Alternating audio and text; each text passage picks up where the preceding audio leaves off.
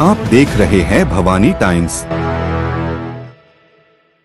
दिव्यांग कल्याणकारी संगठन द्वारा तालुका सड़क अर्जुनी में तहसील कार्यालय के सामने आयोजित इस प्रदर्शन में दिव्यांग जनों की विभिन्न समस्याओं को उजागर किया गया और उनके समाधान की मांग की गई।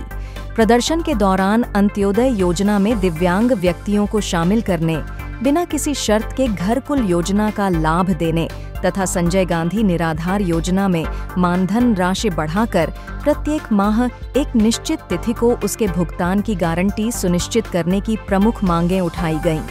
इसके साथ ही प्रदर्शनकारियों ने इस बात पर जोर दिया कि दिव्यांगजनों के लिए बनाई गई सरकारी योजनाएं केवल कागजी दस्तावेजों तक सीमित न रहें, बल्कि उन्हें वास्तविक रूप से जमीनी स्तर पर लागू किया जाए।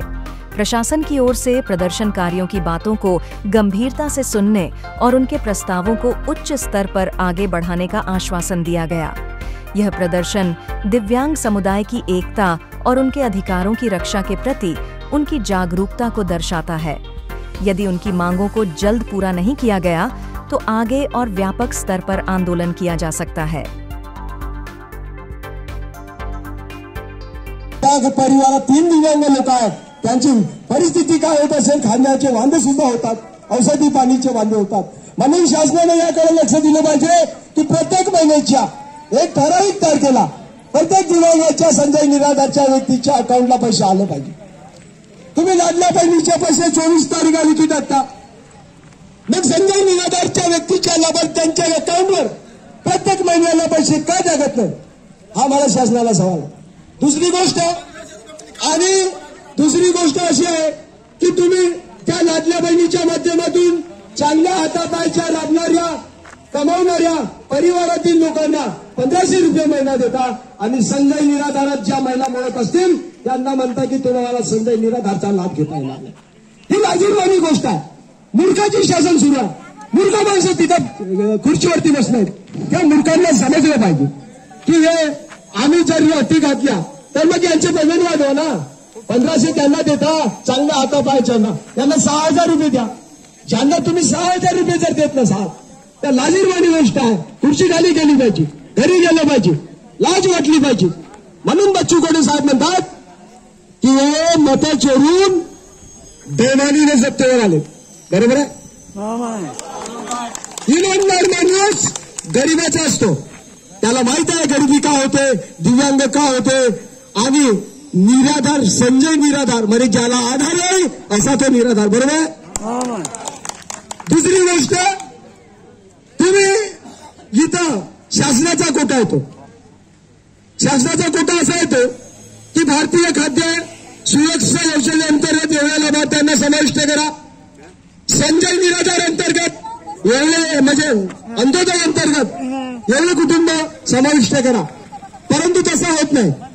हे कोणतेही निकष लावत नाही, सर्व निकष शासनाकडून आले ते लावतात। आणि ज्या कुटुंबात मी आता त्या दिवशी मी पुष्कळशा ठिकाणी, कारण माझी बहीण दिव्यांग आहे आणि तालुका अध्यक्ष आहे, तिच्याशी जमत नाही म्हणून मी प्रत्येक कुटुंबात भेट देतो आणि जातो। त्यांची अवस्था बघत नाही, त्यांच्या घरीची अवस्था काय ते आम्हाला खूप वाईट वाटते, तेव्हा डोळे बसून येतात। मित्रांनो, तुम्ही जेव्हा त्या दिव्यांग व्यक्ती आहे आणि त्याच्या कुटुंबात एकच व्यक्ती आहे म्हणून त्याला 35 किलो धान्य एकटा खात नाही, हे शासनाच्या निकषाप्रमाणे त्याच्या अंत्योदयाच्या कार्ड कमी करता। लाज वाटली पाहिजे, शरम वाटली पाहिजे।